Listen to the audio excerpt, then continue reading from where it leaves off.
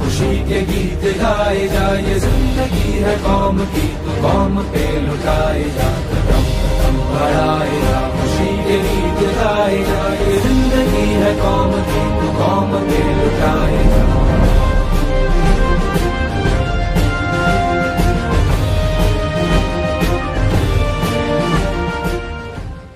1945 সালের 18 আগস্ট সত্যিই কি বিমান দুর্ঘটনায় মৃত্যু হয়েছিল নেতাজির? এ প্রশ্নের উত্তর আজও খুঁজে চলেছে প্রতিটি ভারতবাসী। 1956 সালে গঠিত শাহনওয়াজ কমিটি, 1970 সালে গঠিত খোসলা কমিশন এবং 1999 সালে গঠিত মুখার্জি কমিশন নেতাজির মৃত্যু রহস্য উদ্ঘাটনে একটি কমিটি এবং দুটি কমিশনের পেশ করা তথ্য থেকে বিমান দুর্ঘটনায় নেতাজির মৃত্যুর পক্ষে বা বিপক্ষে যথেষ্ট তথ্য প্রমাণ আজও পাওয়া যায়নি। যদিও পরবর্তীকালে বেশ কিছু নেতাজি গবেষক বিভিন্ন যুক্তি দিয়ে বলেছেন ওই দিন নেতাজি মারা যাননি।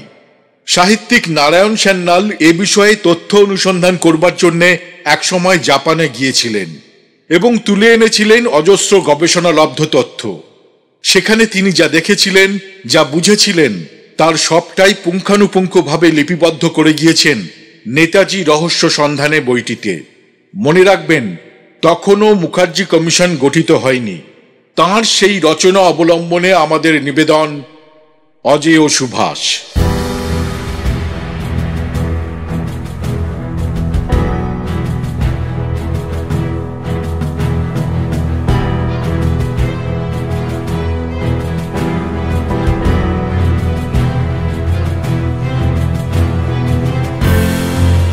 নেতাজির তথাকথিত বিমান দুর্ঘটনার বিষয়ে প্রায় বেশিরভাগটাই আমরা আলোচনা করেছি। আর যেটুকু বাকি আছে সে প্রসঙ্গে যাওয়ার আগে আরো কতগুলি ঘটনা আলোচনা করে নেওয়া প্রয়োজন। যেমন, প্রথমত, নেতাজির যে ঘড়িটি অগ্নিদগ্ধ অবস্থায় পাওয়া গেছে তার সম্বন্ধে সংগৃহীত তথ্য। দ্বিতীয়ত, নেতাজির তথাকথিত বিমান দুর্ঘটনায় সহযাত্রীদের মধ্যে যারা মারা যান তাঁদের সম্বন্ধে আর কি জানা যায়। তৃতীয়ত, যেসব সাক্ষী জবানবন্দি দিয়েছিলেন অথচ তাদের জবানবন্দি লিপিবদ্ধ করা হয়নি, তাঁরা সাক্ষ্যদানের সময় কি বলেছিলেন। চতুর্থত, শাহনওয়াজ কমিটি তাঁদের রিপোর্টে এবং সংবাদপত্রের বিবৃতিতে শ্রী সুরেশচন্দ্রের স্বাক্ষরিত যে দলিলটির কথা বলেছেন তাতে কি লেখা ছিল। এবং পঞ্চমত, নেতাজির সঙ্গে দুটি বাক্সে যে বিপুল পরিমাণ ধনসম্পদ ছিল তা কোথায় গেল। এই সমস্ত বিষয়গুলি পর্যায়ক্রমে আমরা একে একে আলোচনা করব। আজ নেতাজির হাতঘড়ি।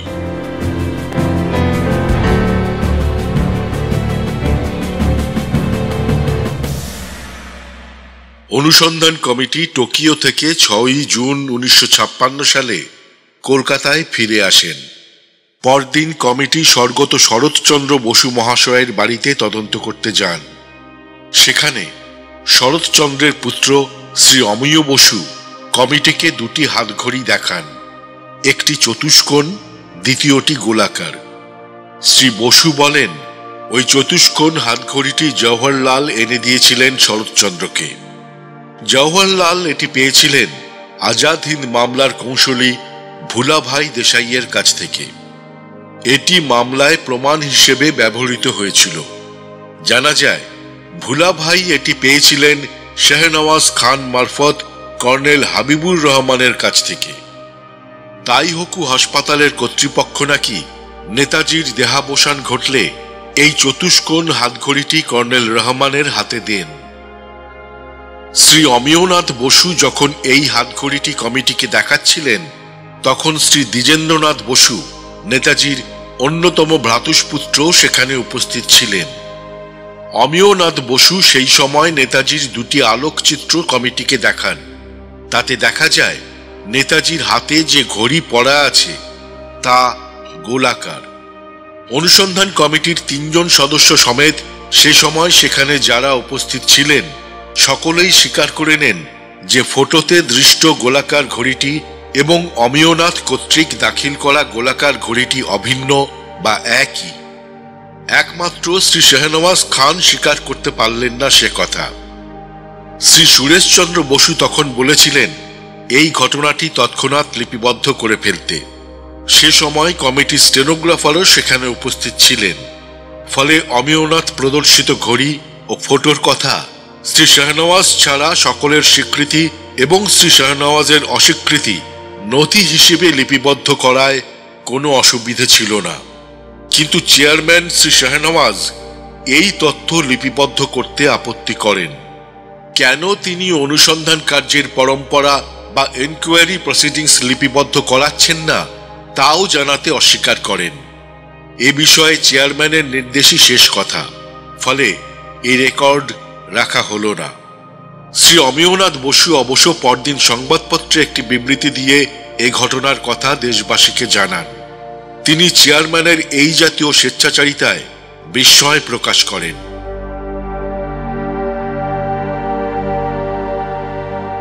পরদিন অর্থাৎ 9ই জুন কমিটির কাছে সাক্ষ্য দিতে আসেন নেতাজির অপর ভ্রাতুষ্পুত্র শ্রী দ্বিজেন্দ্রনাথ বসু।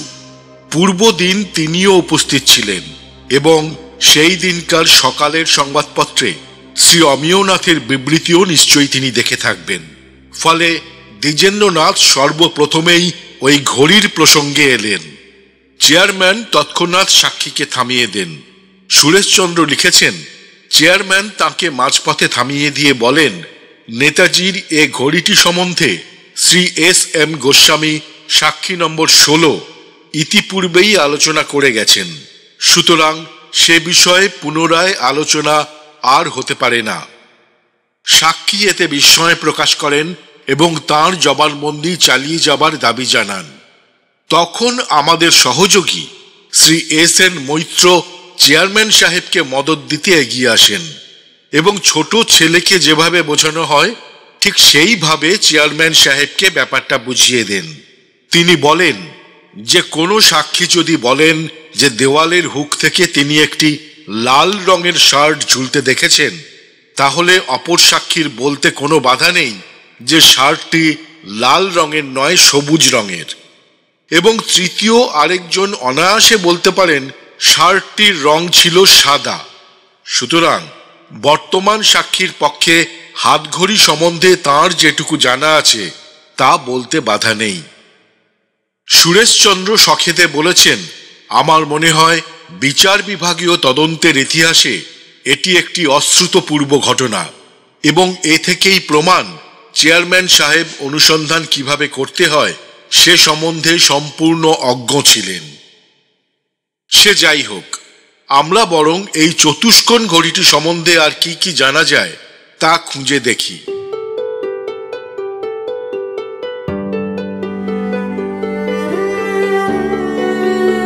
কর্নেল হাবিবুর রহমান তাঁর জবানবন্দিতে বলেছেন যে হাসপাতালের ডাক্তার টি ইয়োসেমি তাঁকে এই হাতঘড়িটি দিয়েছিলেন নেতাজি মারা যাবার পর মৃতদেহ কফিনে নেবার আগে।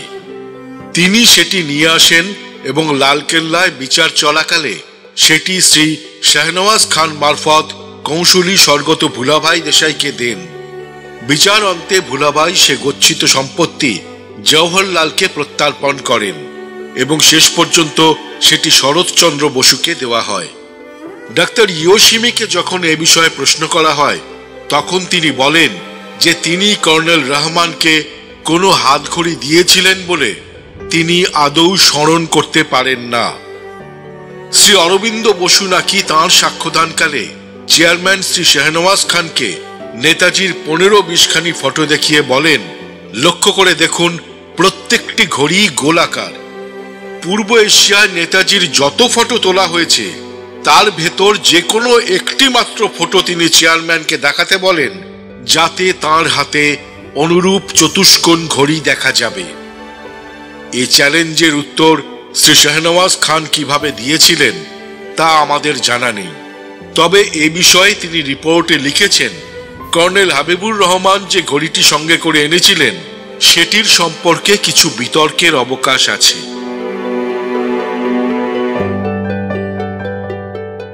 ঘড়িটি পণ্ডিত জওহরলাল নেহেরু নেতাজির অগ্রজ স্বর্গীয় শ্রী শরৎচন্দ্র বসুকে দিয়েছিলেন। এটি চতুষ্কোণ হাতঘড়ি। কর্নেল হাবিবুর রহমানের বক্তব্য, এটি হাসপাতালের ডাক্তার ইয়োশিমি তাকে দিয়েছিলেন, বলেছিলেন এটি নেতাজির। কিন্তু ডাক্তার ইয়োশিমি বলেন ঘড়িটির সম্বন্ধে তার কিছুই মনে পড়ছে না।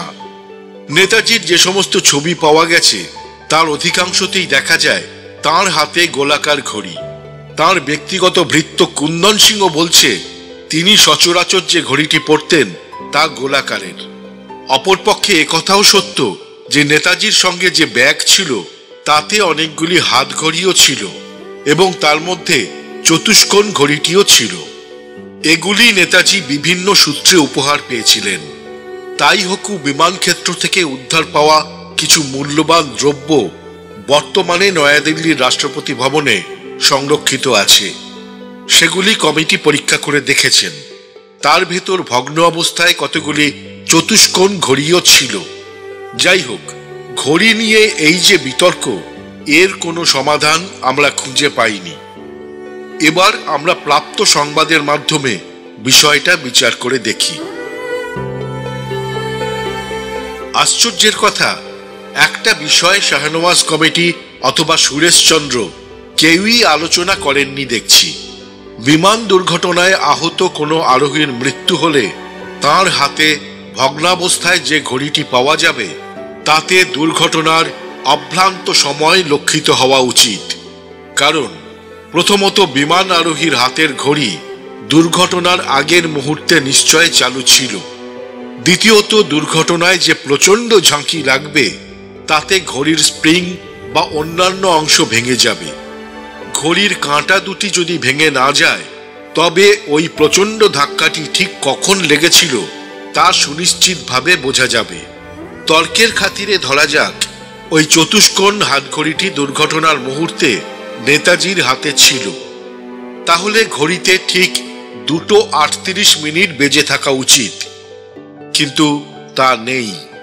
ঘড়িটি বন্ধ হয়েছে 1:06। যেহেতু আমরা ধরে নিয়েছি ঘড়িটি নেতাজির হাতেই পড়া ছিল, ফলে আমাদের এই অভ্রান্ত তথ্য থেকে নিম্নলিখিত বিকল্প সিদ্ধান্তের একটিকে মেনে নিতেই হবে। প্রথমত, দুর্ঘটনার পর আরো প্রায় 10.5 ঘন্টা ঘড়িটি চলেছিল এবং তারপর বন্ধ হয়ে যায়। কিন্তু ঘড়িটির অবস্থা প্রমাণ করে তা একান্ত অসম্ভব। দ্বিতীয়ত, নেতাজি হাতঘড়িতে দম দিতে ভুলে গিয়েছিলেন, অর্থাৎ দুর্ঘটনার 1.5 ঘন্টা আগে সেটি বন্ধ হয়ে যায়, যা কার্যত অসম্ভব। তখন প্রতিটি মুহূর্ত ছিল অত্যন্ত মূল্যবান। নেতাজি নিশ্চয়ই বারে বারে সময় দেখছিলেন। 1.5 ঘন্টা আগে ঘড়ি বন্ধ হয়ে গেলে তার খেয়াল হতো, দম দিয়ে তিনি ঘড়িটি আবার চালাতেন। তৃতীয়ত, নেতাজি পূর্ব রাত্রে নাকি তুরেনে ছিলেন, তাই পূর্ব রাত্রে তাঁর ঘড়ি সম্ভবত তুরেনের সময়ই দিচ্ছিল। পরদিন দ্বীপ্রহরে তাই হকুতে তিনি যদি ঘড়ির কাঁটা না ঘুরিয়ে থাকেন তবে তাঁর ঘড়ি সূর্যোদয় অনুপাতে 56 মিনিট পিছিয়ে যাবে। ফলে বেলা 2:38 দুর্ঘটনা ঘটলে তার ঘড়িতে দেখা যাবে 2:18। আমি যতদূর জেনেছি যুদ্ধকালে তুরেন এবং তাইহকুতে একই সময় মেনে চলা হতো, তবে এ কথা হলফ করে বলতে পারছি না। কিন্তু যুদ্ধকালীন নথিপত্র থেকে এই হিসেব বার করা খুব শক্ত নয় নিশ্চয়। তাছাড়া বিমান যাত্রায় অভ্যস্ত নেতাজি নিশ্চয় স্থানীয় সময় রাখতে ঘড়ির কাঁটা ঘোরাবেন। ফলে নেতাজির ঘড়িতে বেলা 1:06 বেজে থাকবার কোনো যুক্তিসঙ্গত কারণ নেই। অর্থাৎ আমরা তর্কের খাতিরে হাইপোথেটিক্যালি যা ধরে নিয়েছিলাম তা কিন্তু ধোপে টিকছে না। ভাষান্তরে হাতঘড়িটি দুর্ঘটনার সময় নেতাজির হাতে ছিল না। শ্রী শাহনওয়াজ তার রিপোর্টে এমন ইঙ্গিত দিয়েছেন যে হয়তো ঘড়িটি নেতাজির হাতে বাঁধা ছিল না, তার সঙ্গে যে সুটকেস ছিল তার ভেতরেই ওইটি ছিল এবং সেই কুড়িয়ে পাওয়া ঘড়িটি দুর্ঘটনার পরে কর্নেল রহমানকে দেওয়া হয়। নিম্নলিখিত যুক্তি এই সম্ভাবনাকে অপ্রমাণ করে। প্রথমত, কর্নেল রহমান বলেছেন নেতাজির মৃত্যুর পরে হাসপাতালের ডাক্তার ইয়োশিমি তাকে সেটি দেন। যদিও অবশ্য ডাক্তার ইয়োশিমি বলেন এ বিষয়ে তার কিছুই মনে পড়ছে না।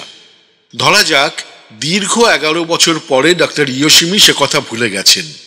তিনি সত্যিই ঘড়িটি মৃত রোগীর হাত থেকে খুলে আইন মাফিক তার নিকটতম আত্মীয়র হাতে দিয়েছিলেন, অথবা কর্নেল রহমানের ঠিক মনে নেই আসলে তাকে ঘড়িটি দিয়েছিলেন অপর ডাক্তারবাবু অর্থাৎ ডাক্তার সুরিতা, যাকে এ বিষয়ে আদৌ কোনো প্রশ্নই করা হয়নি। যাই হোক, দুটি বিকল্প সম্ভাবনাকে এক সূত্রে গেঁথে আমরা আপাতত ধরে নিই ঘড়িটি কর্নেল রহমানকে হাসপাতালের কোনো কর্তৃপক্ষ দেন।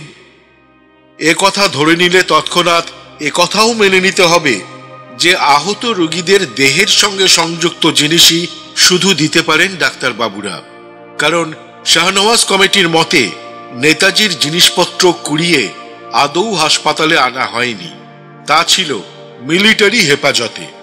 ফলে সে জিনিস ডাক্তারবাবুদের হাতে কোনোভাবেই পৌঁছতে পারে না।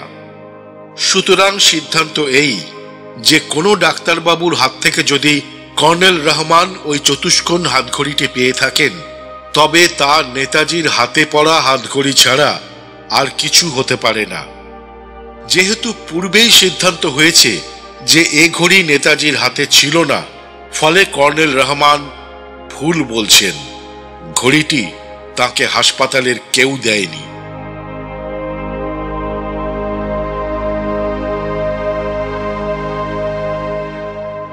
এবার মনে করা যাক কর্নেল রহমান ঘটনাটা ভুলে গেছেন।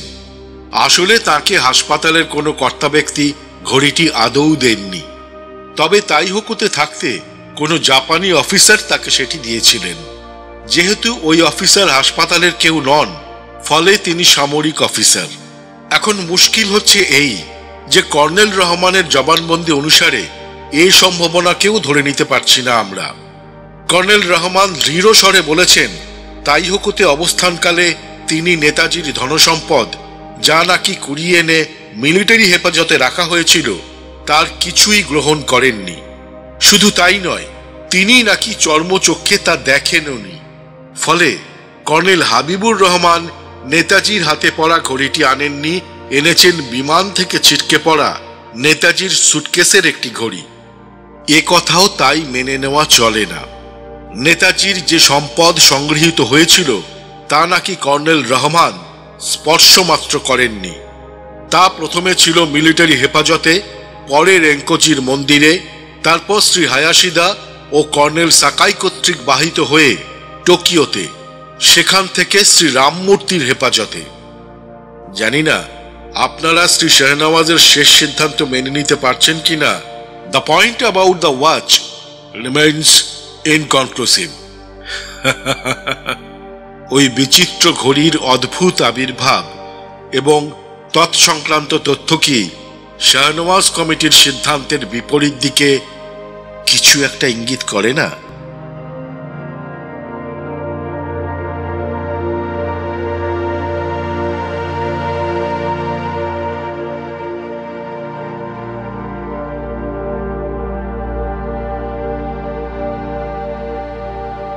আজকের পর্ব এখানেই শেষ করব। আজকের পর্বটি আপনাদের কেমন লাগলো তা অবশ্যই আমাদের লিখে জানান। আর যারা আমাদের চ্যানেল এখনো সাবস্ক্রাইব করেননি তাদের কাছে অনুরোধ, নেতাজির বিষয়ে আরো নানা অজানা তথ্য জানতে অবিলম্বে আমাদের চ্যানেলটি সাবস্ক্রাইব করে রাখুন। সবাই ভালো থাকবেন। দেখা হবে আগামী পর্বে। জয় হিন্দ।